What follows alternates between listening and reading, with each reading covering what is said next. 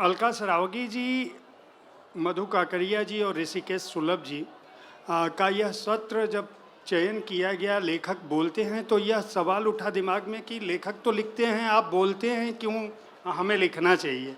लेकिन जिन विषयों पर ये लिख रहे हैं और लगातार इनकी जो किताबें आ रही हैं वह अपने आप में इतनी अनूठी थी कि हमें लगा कि इनको हमें बोलते हुए सुनना चाहिए और इस सत्र का नाम भी वही रखना चाहिए। तो अलका जी, बहुत बहुत स्वागत है। पहले तो कुलभूषण का नाम आपने साहित्य आज तक पर भी दर्ज कराया और यहाँ भी दर्ज हुआ, दिल्ली में भी।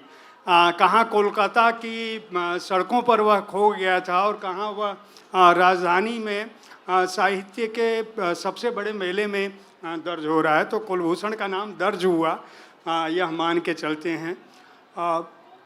ऋषिकेश सुलभ जी ने एक किताब लिखी अभी हाल के दिनों में, दाता पीर। अपनी तरह का अनूठे शिल्प का उपन्यास है।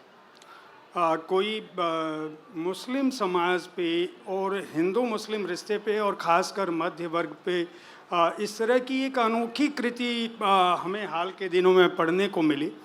और पूरे देश में जब किसानों का मसला, बहुत किसान आत्महत्या कर रहे थे और उनके लिए देश भर में आंदोलन हो रहे थे, एक एनजीओ टीम के साथ, अपने बच्चों की एनजीओ टीम के साथ मधु काकरिया जी गई और उस पर एक कृति लिख दी।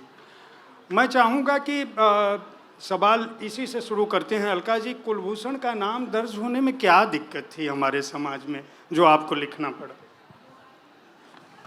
कुलभूषण, मैं आपको, जिन्होंने नहीं पढ़ा है, मुझे लगता है कि थोड़ा सा परिचय मुझे उसका देना चाहिए। कुलभूषण जैन एक ऐसा शख्स है जो देखने में लंबा, काला, दुबला पतला, काफ़ी बदसूरत सा शख्स है। और वह बांग्लादेश, जिसको आज आप बांग्लादेश के नाम से जानते हैं, और जो उसके पहले पूर्व पाकिस्तान था और उसके पहले पूर्व बंगाल था, वहाँ के कुष्टिया नाम के एक शहर का बाशिंदा था। आज वो कलकत्ते शहर की गलियों में 1.5 चप्पल पहने घूमता है। इन 50 सालों में कुलभूषण की ज़िंदगी का कोई और छोर नहीं मिलता, वह उजाड़ा हुआ है। हम सभी जानते हैं कि जब कोई रेफ्यूजी बनता है, यदि आप खुद कल्पना करें कि हमको अपना घर बार छोड़कर या अपना शहर छोड़कर और मजबूरन कहीं निकाल दिया जाए, तो हम इस भरी दुनिया में कहाँ हमारा ठौर ठिकाना हम खोजेंगे। तो ये जो रेफ्यूजी है, जिसको हम एक शब्द के रूप में अखबारों में पढ़ते हैं, लेकिन एक रेफ्यूजी होने की जो यातना है और ये जो उजड़ना है, यानी बड़ी ऐतिहासिक घटनाओं के कारण। कुलभूषण का ये सच है कि 1946 में जब ग्रेट कैलकाटा किलिंग के बाद में नोआखली के दंगे हुए, तब उस समय उसका परिवार, यानी कि उसके भाई, उसके 3 बड़े भाई हैं, वे सब आके कलकत्ता बस जाते हैं।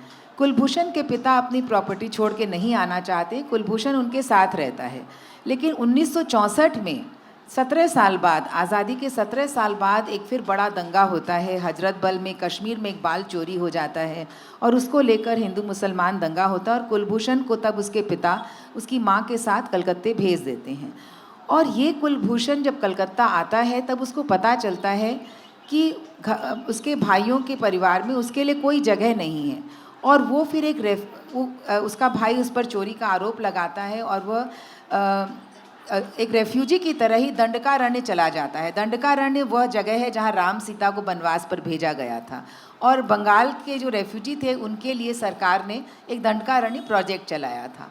कुलभूषण वहाँ जाता है, फिर लेकिन वो जानता है कि वो एक रेफ्यूजी नहीं है और इसको वापस लौट कर आता है और एक बंगाली औरत से शादी कर लेता है और अपना नाम बदल लेता है। वो अपना नाम रखता है गोपाल चंद्र दास और वह गोपाल चंद्र दास बनकर एक बस कंडक्टर की नौकरी करता है।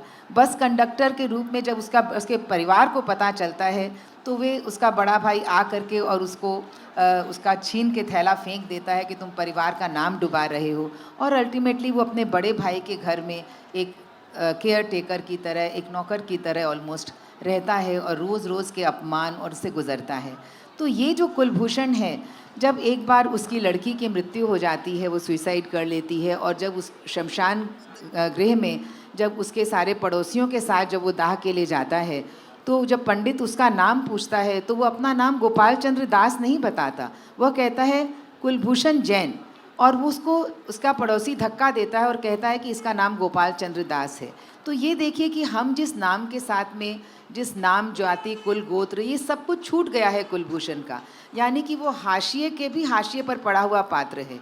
यानी एक परिवार भी जब जिसको अपने हाशिए पर फेंक देता है, इस तरह का एक चरित्र है कुलभूषण। तो मैंने थोड़ा लंबा लिया, लेकिन मुझे लगा कि मतलब मैं आपको ये बताऊं कि कुलभूषण को अपना नाम फिर भी कुलभूषण जैन दर्ज करने की क्या ज़रूरत है।